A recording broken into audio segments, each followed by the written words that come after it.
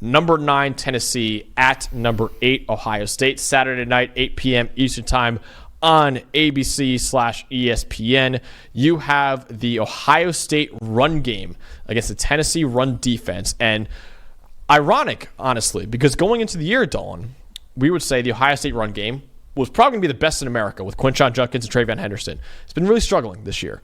Tennessee run defense, we went into the year saying, hey, the Tennessee defense might have some problems this year. They have had no problems this year. They've had an elite defense. So one aspect we thought would be elite has not played that well. One aspect we thought would be not that great has played really well. Maybe that means we just suck as analysts. I don't know.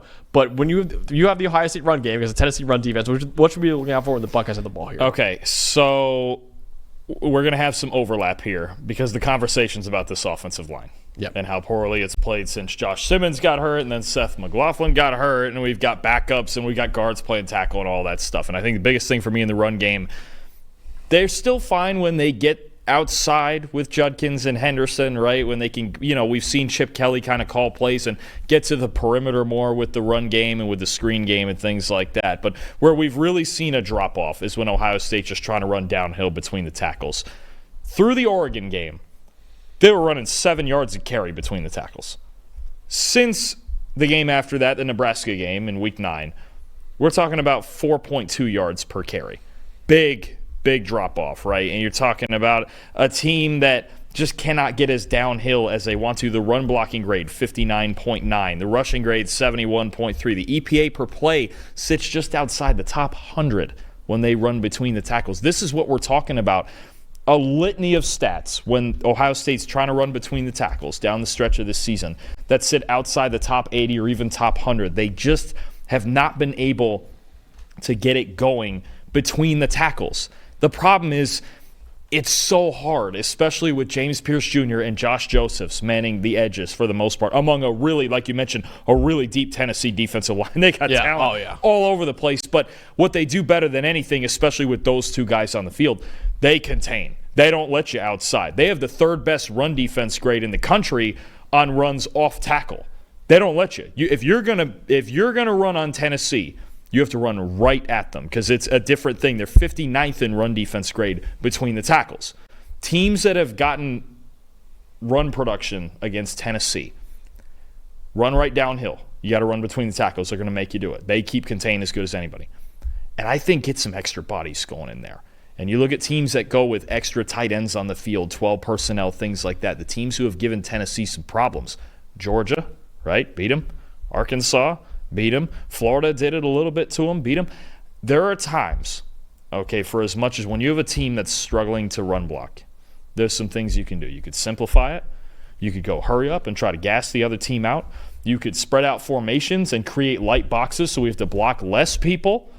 Or you could bring more onto the field, and we could go 2 tight ends. And why does this work against Tennessee? They're going to stay in a 4-man front. They have run 19 snaps all season with an extra defensive lineman, and most of them are in goal line spots. Jeez. That's only in any normal scenario. That's crazy. No matter which 4 guys are out there, they're going to leave 4 guys out there. They're going to play 2 high safety for the most part. It's going to be 4-2-5. It's going to be pretty standard, and they have a lot of talent. They're not going to let you outside. That's the big thing. If you want to run between the tackles, a lot of times it's available. So it's not something Chip Kelly does a lot. So I don't know if it'll be 12 personnel with an extra tight end. I don't know. Maybe it'll be G. Scott at tight end. I think a big part of this could be we've seen a lot of Emeka Ibuka kind of coming into motion, and he's a really good run blocker as a receiver. But Ohio State has to find a way to get physical again and run between the tackles. Maybe this time of rest and extra practice time will help them, but they've really struggled since Josh Simmons went down, just getting downhill right at teams like we thought they would going into the season. You can't just run outside on Tennessee. No. Again, first of all, it's an SEC team, hard to outrun them. Second, they're one of the best defenses in the SEC, maybe beyond Texas and Georgia, and even then they've probably been just as good as Georgia on defense this year. Ohio State is going to be a really physical football game. And I think if they don't find production between the tackles like they found the first half of the season, it's going to be an issue because then you're relying on Will Howard to do a lot more maybe than you would expect it to against this defense. And, I guess that pass rush, and that's really – it's the easiest matchup to talk about, but you have to talk about it. It's the Buckeyes' offensive line and whether or not they can hold up against this Tennessee pass rush because, Dolan, the Ohio State offensive line has been quite easily their kryptonite over the last several weeks because they had season-ending injuries to Josh Simmons, who right now is a projected first-round pick on PFF's 2025 NFL Draft Big Board, and Seth McLaughlin, who just won the Remington Award as the best center in college football. So you're talking about a first-round left tackle and the Remington Award-winning center out for the season for Ohio State this year. So since Week 7, when Simmons went down with that injury against Oregon, the Buckeyes have a 56 offensive line grade. That is the 7th worst in the Power 4 and 14th worst in the nation over that stretch. So that's a long stretch. I'm not talking about like 1 or 2 games here. I'm talking about a lot of games, a big sample size for Ohio State's offensive line that has struggled and played like one of the 15 worst offensive lines in college football this year. And looking at Tennessee's defense, they're among the top 15 defenses in pass rushing grade and 12th. They are 13th in pass rush win rate, and they're 11th in pressure rate. And the star of that unit, and I think the X factor in this game, is James Pierce Jr., the guy that we thought could be the number 1 overall pick. We had him as a number 1 overall pick in our way too early mock draft. He will not go that high in the NFL draft, but he should still be a first-round pick, in my opinion. He is he leads all FBS edge defenders in pressure rate at about 24% this year, and he's 3rd in pass rush win rate at 23%. He has still been outstanding. Don't let anyone fool you. James Pierce Jr. has been outstanding this year, and he's also improved a lot as a run defender, which is big for him going into the year. He should darn well be at minimum a top 20 pick in the draft. I agree. I absolutely agree with that. And Dolan, the big problem here, he is primarily a speed rusher. And why is that an issue? Because right now, Ohio State's left tackle is Donovan Jackson, who is an excellent guard, but he's not a tackle. And obviously, when you kick out a guard to tackle, they're powerful players, but handling speed is not Donovan Jackson's MO. And this is a guy with, I would argue, the best get-off in college football. Didn't he hit 23 miles an hour on that pick 6 against Iowa in that bowl game last year? He's a freak of nature. He is a freak. And I don't know. I've got to look at just how much he lines up against left tackle and right tackle. I probably should have done this before the show. But if I'm Tennessee, I'm putting James Pierce Jr. over Donovan Jackson a lot in this game, because I think that could be a big-time matchup. And also Joshua Joseph as well. It's no slouch either. He's a very, very good pass rusher as well, and all the other Tennessee edge defenders. So I really think that this is the key, because, Dawn, the Buckeyes' offensive line, their 2 lowest-graded offensive line games this year were Oregon and Michigan. Those are 2 losses for Ohio State as well. So it is very much, if they do not block, they are screwed in this one. So the Ducks and Wolverines have elite defensive lines, just like the Volunteers have as well. But I think if Ohio State can consistently protect Will Howard, he does have an elite group of wide receivers to throw to in this game. But if they don't, you could see the Buckeyes stall out offensively like they did against Michigan. Now, I will say in the Oregon game, Ohio State still put up 31 points, right? So there is an opportunity there where Will Howard is excellent. Like, he was excellent in that Oregon game. But there's also an opportunity for him not to play that well, because under pressure metrics at PFF is very unstable. There's sometimes where a guy is great under pressure, sometimes where he's not that good under pressure. It's very, very unstable, even game to game, as we saw. Will Howard against Michigan did not play well at all under pressure. Against Oregon, he actually did play well under pressure and almost won that game for Ohio State. So if I'm Ohio State, I don't want to rely on the good being there under pressure for Will Howard. I'd rather have the more stable stuff, and you got to block well in this game.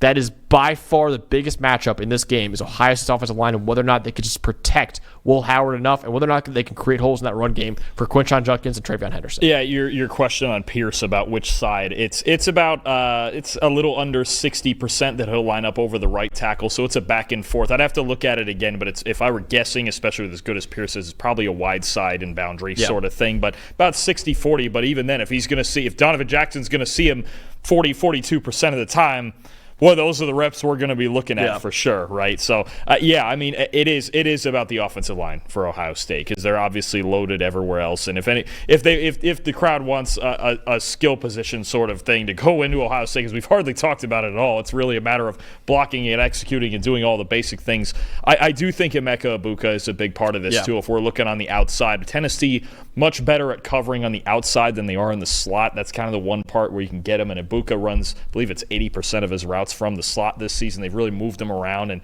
kind of gotten him in there. And I really like when Ohio State, and I've seen more teams do this year, I feel like, when they get Jeremiah Smith and Emeka Egbuka on the same side of the formation with some of these route concepts, That's dangerous. I don't know. I don't know what to do with that. That's when 2 first-round picks right there. That's two for me. 2 of the top 5 receivers in the NFL draft this year, or not this year. Jeremiah will be eventually. He'll be a top 5 pick. I was thinking about Marvin last year.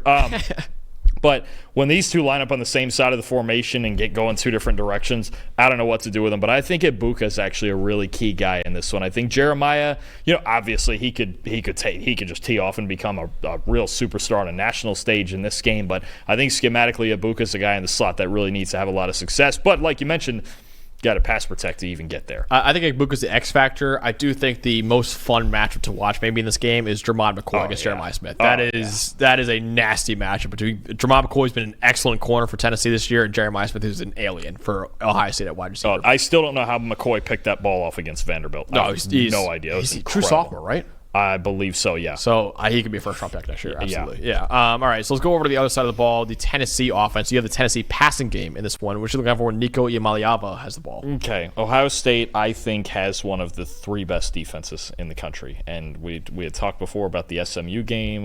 You mentioned something about Ohio State's corners. And in that Penn State game, when they beat Penn State, that was actually their best game of the season, in part because Penn State have a whole lot. And also there's clearly a mental block for Penn State trying to beat Ohio State. So I kind of want to bring something up here if we want to go to the graphic, because we've got an elite defensive line, an elite set of linebackers, the best group of safeties in the country with Downs and Ransom, and then cornerback sitting there at 98th in defensive grade overall. And I think it's something like 101st in coverage grade.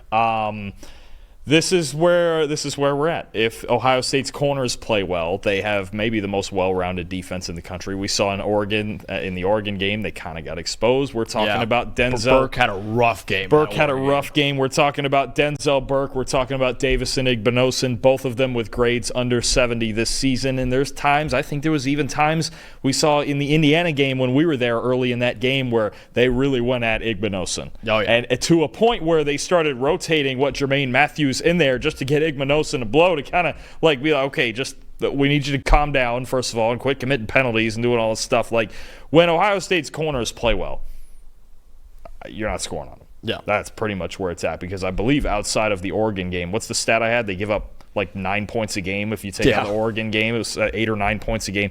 It's silly how good they are, the rest of their defense. But I think that's where I'm looking. It's these 2 guys outside the numbers against the widest of wide receivers, especially with these Tennessee formations that use all 53 yards of the width of it. And it's Dante Thornton can take off on you any play. Brew McCoy, we know, has got speed. Chris Brazzell, the transfer from Tulane, is a good player. Those outside guys against the outside corners, Burke and Igbinosun, that's the matchup here. And I think even, it's going to sound funky, but I don't even think it's about the explosive plays and the go balls and stuff like that. I think that's been coming more for Nico Iamaleava over the middle of the field and throwing really good intermediate balls to the post over the middle. That's where the explosives have been coming from. I think a big thing in this game is, with Tennessee and kind of the foundation of Josh Heupel's offense, 2 things keep him on schedule, right? Because it's all the RPO stuff. It's the run game, obviously, with Dylan Sampson. You're going there in a minute. And it's those quick throws to the outside. It's the 6-yard curls. It's the screens, like the bubbles and smoke screens and things like that come off the RPOs. I think that's a big thing for Nico in this game, is actually these outside throws that are just going to keep him ahead of the chains. Because with as good as Ohio State's defense is, you're not going to sit here and have 10, 12, 13 explosive passing plays down the field. You're not going to start ripping deep balls off of Caleb Downs and these guys, especially over the middle of the field. And it is going to be a big deal getting those explosives over the middle somehow, at least 3 or 4 of them. But, with Caleb Downs and Lathan Ransom sitting in there, it's not going to be easy. We saw that in the Penn State game.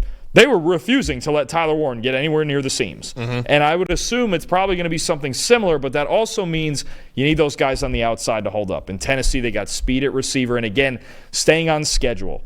When it's 1st and 10, and I need that 7-yard curl completed, and we stay on schedule, and maybe Igbinosun's a little slow out of the cut or something happens, and then you could set up maybe double moves on the outside. I think that's where a battle is going to be won here, or could be won here for Tennessee, is can they make those throws outside the numbers? 11th most throws this year in the Power 4 at or outside the numbers. I'm looking at that battle. It's in space, and I'm looking at how Igbinosun and Burke handle being so isolated with such wide formations that Tennessee plays. Yeah, and really that's a big matchup. But also the Tennessee offense, it runs through Dylan Sampson a lot as well. And what I'm looking forward to seeing is, can one of the best running backs in America play like one of the best running backs in America, maybe without so much help and against an elite defensive line and linebacker unit for Ohio State? Because Dylan Sampson won the SEC Offensive Player of the Year this year. He tied for the Power 4 lead with 22 rushing touchdowns, 927 yards after contact, fourth in the Power 4 as well. And Dalton, the Tennessee offensive line, 78th in run blocking grade this year. You're talking about a running back that is creating on his own. But the problem is, you go up against an Ohio State defense, currently fourth in run defense grade with a 94.1 grade this year. I will say, though, this has been done before by Dylan Sampson. He is that freaking good of a running back. He has gone against elite run defenses and still produced, because you look at teams he's played. He's played 3 teams. They're in the top 10 of run defense grade this year. Oklahoma, who's even ahead of Ohio State at number 3 in the country. Alabama, who's right behind them at 6th. And Arkansas, who's 8th. So he's had 3 games against top 10 run defenses in America. In those 3 games, he ran for 369 yards and 5 touchdowns, averaging 5.1 yards per carry. So even against elite run defenses, Dylan Sampson has still produced. He's that freaking good. He's one of the best running backs in college football. And really, when you look at Tennessee and how they structure their run game, they really rely on gap runs. They have more rushing yards than any other Power 4 offense on gap runs this year at 1,623. Gap runs by design versus zone runs.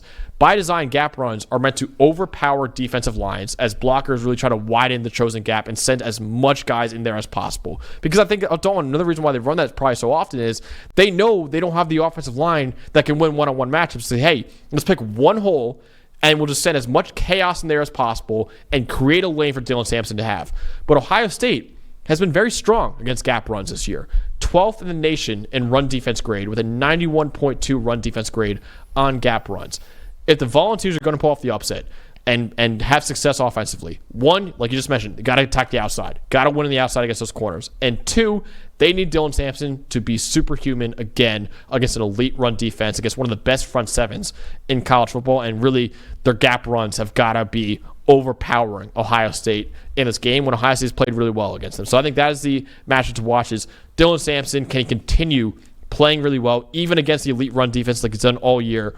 And can the Tennessee offensive line in their gap runs just create one hole? All we need for Dylan Sampson is, he doesn't need many, just get him one tiny lane and he can create some big runs out of it. Yeah, I think there's 2 things there to look at. You mentioned it with the gap schemes, and Tennessee they run a lot of power. And what runs like that do is they take the thinking out of it for an offensive line, especially for not the puller necessarily, but all those guys on that play side that are washing it down. Listen, there's 1 rule. There's 2 rules to it. If someone's in your inside gap, blow them off the ball. If nobody's in your inside gap, blow a linebacker off the ball. That's all there is to it. It's just find somebody inside and tee off on them, right? It takes a lot of the thinking out of it. Now, the puller might have to make some reads on the move, and Sampson's got to kind of trail him and all that stuff. But no, and I think the second thing is, you're talking about guys on the second level and even the third level who've just played spectacular football for Ohio State this year. I think Cody Simon at linebacker has had an incredible season. And then Ransom and Downs at safety. I think a big thing is how hard early in this game are they going to be flying up, right? Because I think you do have to be more dangerous against Tennessee because of all the speed and because of the way the formations are than you would against an Ohio State a Penn State who Ohio State just went man-to-man outside and said, yeah, you're just not. Yeah. You're just going to not. But, it's a little harder when you have Dante Thornton who could take off for an 80-yard touchdown at any time. You have, Brew McCoy sitting out there. I think it's a little harder when you have as much speed and talent as Tennessee does at receiver and a quarterback with an absolute hose in Nico, right, who can make all those throws. And he's shown, especially over the middle, I think that's the dangerous part, just like Penn State, where the best throws that he's made this season, just like Drew Aller, have been right down the seams, right down the middle of this defense. So how hard are Ransom and Downs going to commit to stopping Sampson and getting those sure tackles and flying down to help in run defense before Tennessee maybe decides to take a shot or 2 to make him respect it? Or do you work backwards and take the shot early and make him sit back in 2, and then you just try to figure out, okay, we're going to either find a way to run the ball or, again, attack on the outside. There's a lot of dimensions to this game that I think are going to be controlled, like we saw possibly, in the Ohio State-Penn State game by Caleb Downs and Lathan Ransom and just all of the things they can do. Because, again, Ohio State, there's a reason they're the highest-graded safety unit in college football. Yeah. These two guys are just incredible. Yeah, absolutely. So, ultimately, Dawn, in what is the most anticipated first-round game of the entire weekend, who will win and move on to play top-ranked Oregon in the Rose Bowl? This is a hard one, too. This was just like the Notre Dame one. This was hard. I honestly think Ohio State got the worst draw out of anybody here. I hate this matchup. When we were waiting on this show for the selection process to occur, in my head I kept thinking, I was like, man, Ohio State better get someone other than Tennessee. I hate this matchup. I hate it for their offensive line. I think now Jeremiah Smith and Emeka Egbuka are obviously great. But I don't think that Tennessee is going to be afraid of them necessarily with all the teams they've played in the SEC all season and having to play Georgia and having to play Alabama and do all that, right? I'm going to take the Volunteers. Wow. I think it's going to be ugly as hell. First of all, I think these two defenses could just dominate this game. I have it 19-16 Tennessee. Yeah. It's going to be cold out there. Big Ten football. We got Big Tennessee's coming to play Big Ten football, and honestly, they've done it in a lot of games this year. Yep. We have watched Tennessee. What is it? Didn't they have a whole streak of games before the Georgia game where they didn't give up 20 points? Yeah. They've been playing Big Ten football all season. They were just waiting for Nico little by little to keep getting better, and that's the thing too. I think it's since week 8. I want to say. How about the 13th highest graded quarterback in college football? Okay. Yeah. We're getting legitimate improvement here from Nico. It's just not the immediate show that some thought he would put on, getting into Heisman contention and going crazy, like putting up numbers like Hendon Hooker did 2 years ago. We might get there at some point, maybe next year, even the year after with Nico. But for now, he's getting better little by little. And I think as long as he manages this game properly, okay, don't throw any, just easy stuff. Don't throw any stupid picks. Make the easy throws that keep you on schedule. I think this is another game that you stay on schedule against a defense like this, against either defense like this. Stay on schedule. Don't make the big mistake. I think this game very well could come down to whichever quarterback just makes that one big mistake, because I think it'll be a tight defensive game. Tennessee's been winning these games like this all year, though. I'll take them 19-16 on the road. I love it. Your second upset you're picking on this show. Unfortunately, I didn't want to do it. I'm going chalk for all four. I got Ohio State winning this game 24-17. I think it will be, as you said, a hideous football game. Or depending on who you ask, there's a lot of people who love defensive football games, and it could be. I mean, there's a boatload of defensive talent. We should say it's not necessarily because the offenses are that bad. Just these two defenses are silly. And you got two offensive lines that have been struggling. Exactly. That is, I think, the matchup. I think these two offensive lines are significantly outmatched against the opposing defensive line. But the reason why I'm picking Ohio State, outside of that matchup between Ohio State's offensive line against Tennessee's defensive line, I think the Buckeyes are better everywhere else. I think their receiving core is better than Tennessee's secondary, and Will Howard's a very good quarterback as well. I think they can run the ball enough against Tennessee, even though they've done a really good job at run defense this year. On the side of the ball, I think Ohio State's defensive line almost equally is going to dominate Tennessee's offensive line. And I think Ohio State's secondary might be top 2 or 3 in the country as well. So I think besides the one matchup of Tennessee's defensive line against Ohio State's offensive line, which is a big disadvantage for Ohio State, but at the same time, I do think they're just the better football team. And I think at home, I'm taking the Buckeyes here. I definitely could see Tennessee pulling off the upset, but I think it's a slim margin of error either way. With as tight as this game is going to, I think it's a game where we're going to come back to reviewing it, and it's going to be like, man, there's like 4 or 5 plays that decided this game. And I think if Ohio State does win, I think it's going to be something close to or over a 100-yard day for Emeka Egbuka. Yeah, I think he's the guy. I think he's the guy that has to move around the formation.